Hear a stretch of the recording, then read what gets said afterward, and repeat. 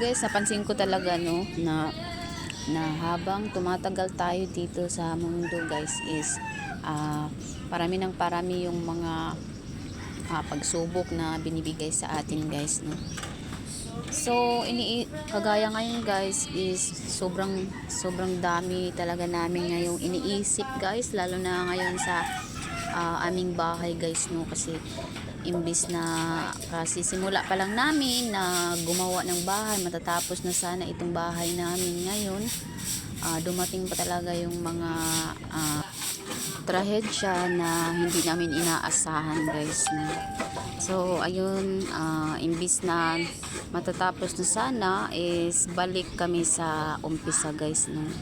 So buti na lang is meron kaming mga guys, meron kaming mga alagang baboy, kasi nakakatulong din ito guys, lalo na sa mga financial guys, sa mga bilihin, kagaya ng gamit na kagaya ng mga materyales na sa bahay guys no. So ayun, kunting tiis lang guys. So ngayon itong bahay namin guys, sira na talaga ito guys. So pansamantalang lang kaming natutulog dito sa likod ng aming bahay, tapos inanuhan na lang namin ng mga yero para kahit papano guys is makakatulog naman kami ng maayos guys no. So ayan, patuloy lang tayo guys sa hamon ng buhay, laban pa rin tayo guys, gano'n naman talaga. Kaya nga tayo siguro nabubuhay dito sa mundo, kasi dapat nating malagpasan yung mga problema na dumadating dito sa ating buhay.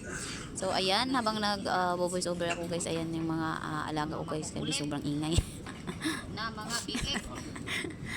Ayan, thankful pa din ako guys na kahit merong trahedya na dumating is safe kami guys, at walang nasaktan sa amin.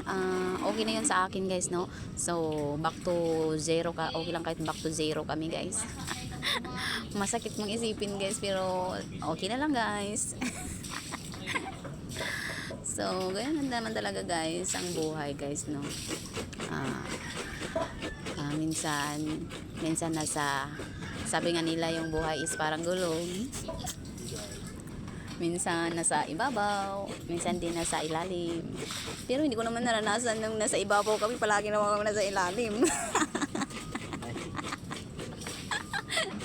Ayun lang ang problema guys, hindi namin naranasan na sa ibabaw. Sana naman is maging mabait sa amin yung panahon ngayon, umibabaw naman kami guys no. So ayun lang guys no, for this video. Yun yung aming mga biik guys, so na sobrang healthy. Thankful pa din kami guys, kahit alam niyo guys, kahit itong aming inahin guys is nung nangyari yung mga trahedya na yun guys, is buntis siya guys. Nakakaano lang guys no, kasi yung inahin namin guys is kahit stress siya guys is wala pa rin talagang nangyaring masama sa kanya guys. Hindi na apektuhan yung mga biik niya sa ilalim ng tiyan niya guys no. Nanganak pa din siya guys ng normal guys, tapos maliliksi yung mga anak niya guys sa paglabas guys. Sobrang healthy guys.